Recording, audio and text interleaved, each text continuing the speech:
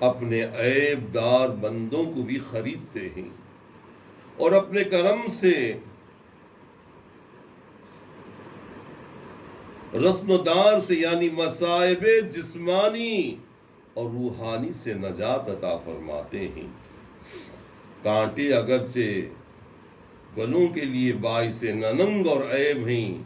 مگر میں کانٹوں کو بھی پھولوں کے پاس ہی دیکھتا ہوں۔ یہ مثال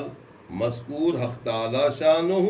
اپنے بندوں کو اس لیے دکھاتے ہیں تاکہ ہمارے بندوں کو مایوسی نہ پیدا ہو، یعنی وہ غور کریں جب مخلوق میں یہ حالت مشاہد ہے تو خالق کے کرم کیا مقام ہوگا۔ اس تصور سے کسی گنہگار کو نا امیدی نہ ہوگی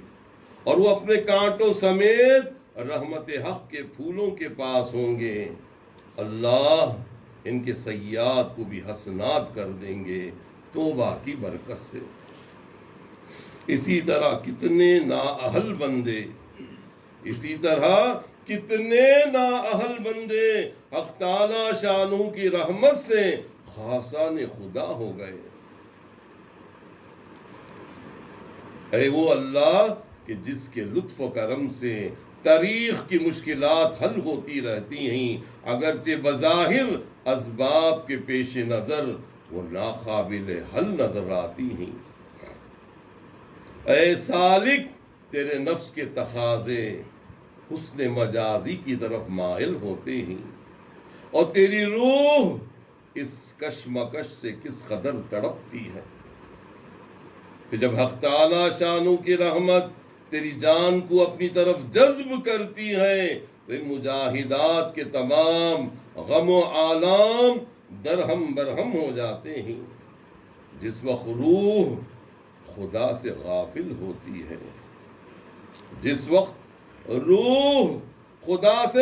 ہوتی ہے، اسی وقت نفس امارہ تاریکی کی طرف لے جاتا ہے۔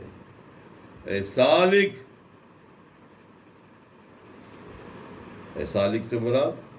اللہ کے راستے میں چلنے والے، اللہ کو پانے کی جستجو کرنے والے، اللہ سے تعلق جوڑنے والے، سلوک میں چلنے والے۔ اگر تجھے حق تعالی شانہ کا قرب دائمی حاصل رہے تو نفس امارہ تجھے اپنے حال میں نہیں کھینچ سکتا۔ اے مخاطب، تو ایک مدت بلا اور آزمائش میں رہا ہے۔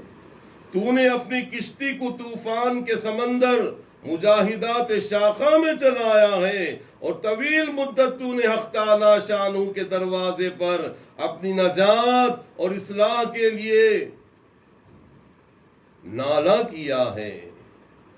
اور تو مدتوں اس کی رحمت کے دروازے کو کھٹکھٹاتا رہا ہے، تو دروازہ رحمت حق پر مدتوں روتا رہا ہے اور اپنے آنسوؤں میں اپنے دل کا خون بھی تو نے برسایا ہے۔ اس کی بارگاہ میں جب تیری آہ قبول ہو گئی تو یہ کرم تیرے شاہ حقیقی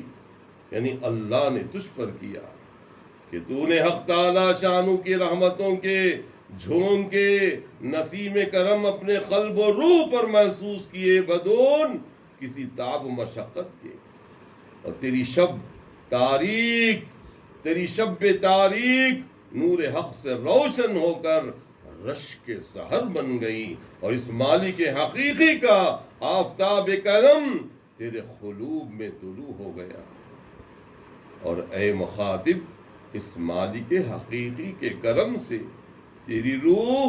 طوفان سے نجات پا گئی، تیری ناؤ اس کے لطف سے جودی پہاڑ پر بسلامت جا لگی، یعنی مجاہدات شاخہ کا ثمرہ قرب حق عطا ہوا اور احکامات حق کا امتثال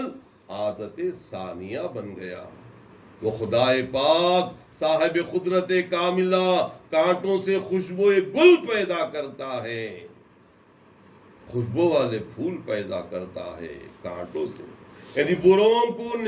نیکیوں کے بروں